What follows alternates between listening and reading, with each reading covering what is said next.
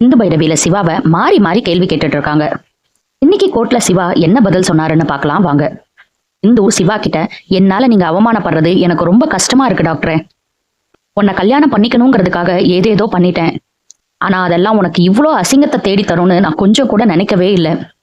என்ன பண்றதுன்னே எனக்கு தெரியல டாக்டரேன்னு அலறாங்க. இதெல்லாம் இப்ப யோசிச்சு என்ன சிந்து பண்றதுக்கு முன்னாடியே யோசிச்சிருக்கணும். கல்யாண மண்டபத்துல சாமி மேல சத்தியம் பண்ணி நான் தான் உன்னை கடத்தி கூட்டிட்டு போய் கல்யாணம் பண்ணேன்னு சொன்னேன்ல, அப்ப நடந்த அவமானத்தை விட இந்த அவமானம் எல்லாம் எனக்கு பெருசா தெரியலன்னு சொல்லிட்டு அங்க இருந்து போயிடுறாரு. இந்துக்கு என்ன சொல்றதுன்னே தெரியல. கோர்ட்ல வீட்டுல இருக்கிற எல்லாரும் இருக்க, பைரவி இங்க ஆறுமுகத்தை பாத்துக்கிட்டு இருக்காங்க.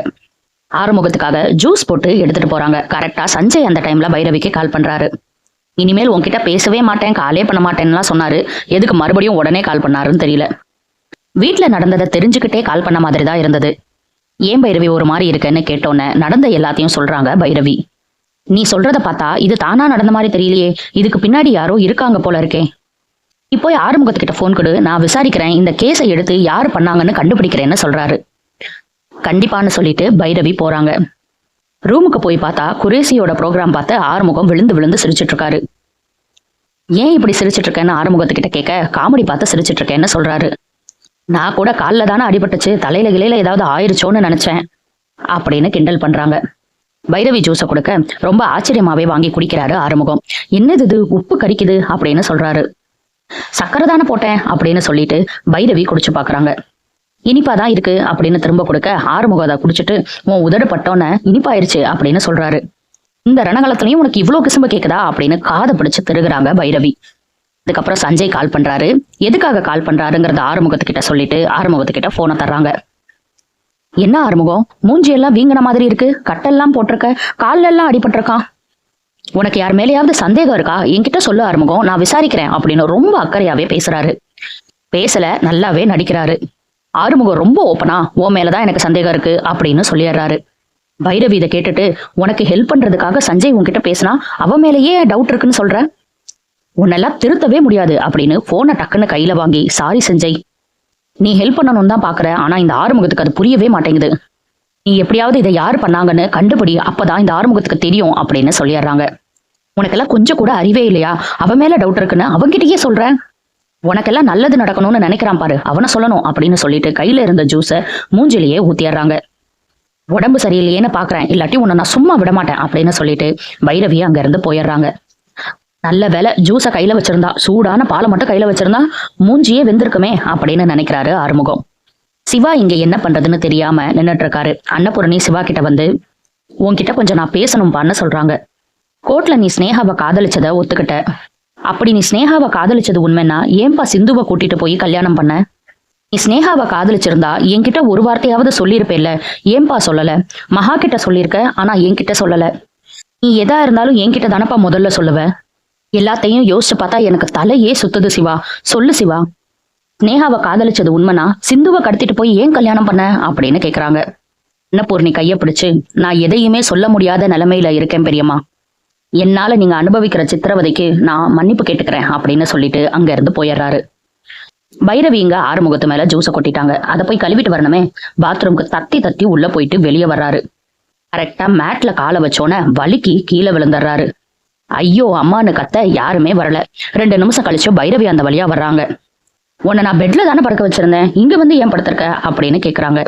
என்னது படுத்திருக்கேனா, வலிக்கு கீழே விழுந்துட்டேன் அப்படின்னு சொல்றாரு ஆறுமுகம். உன்னை யாரு தனியா போ சொன்னா அப்படின்னு பைரவி கேட்க, நீ மூஞ்சி மேல ஜூஸை ஊத்திட்டு போயிட்ட, அதை கழுவ வேணாமா அப்படின்னு சொல்றாரு. அப்புறம் பைரவி கைய பிடிச்சு தூக்கி விடுறாங்க. ஷோல்டர்ல தெரியாம கைய வச்சிடறாரு. உடனே முறைச்சு பாக்குறாங்க பைரவி.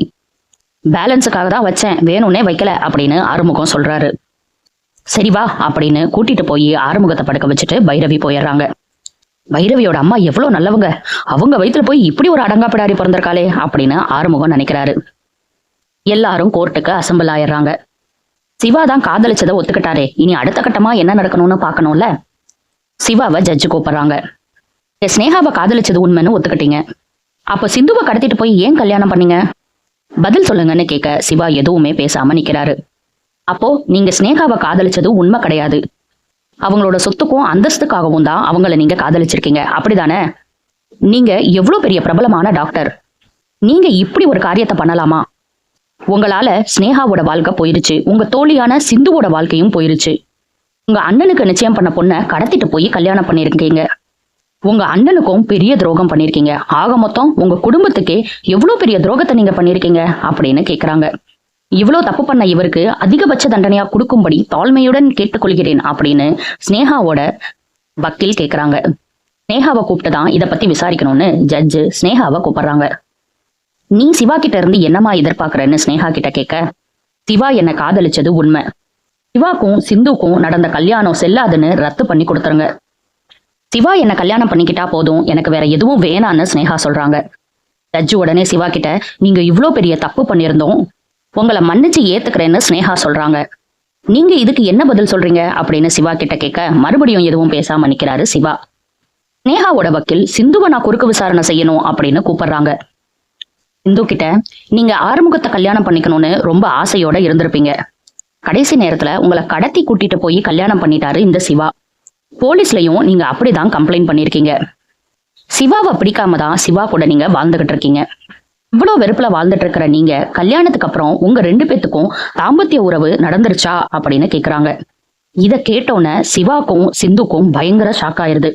குடும்பத்துல இருக்கிற எல்லாரும் ஒரு நிமிஷம் ஷாக் ஆகி நிக்கிறாங்க. என்ன பதில் சொல்றதுன்னு தெரியாம சிந்துவும் சிவாவும் மாறி மாறி பாத்துக்கிறாங்க. இதோட இன்னைக்கு எபிசோட முடிச்சுட்டாங்க. சிந்துவும் சிவாவும் என்ன பதில் சொல்ல போறாங்க, இந்த கேஸ்ல இருந்து எப்படி 2 பேரும் வெளியே வர போறாங்க, என்ன நடக்க போகுதுன்னு நம்ம பொறுத்திருந்து பார்க்கலாம். அடுத்தடுத்த சிந்து பைரவியில என்ன நடக்குதுன்னு தெரிஞ்சுக்க சப்ஸ்கிரைப் பண்ண மறந்துடாதீங்க.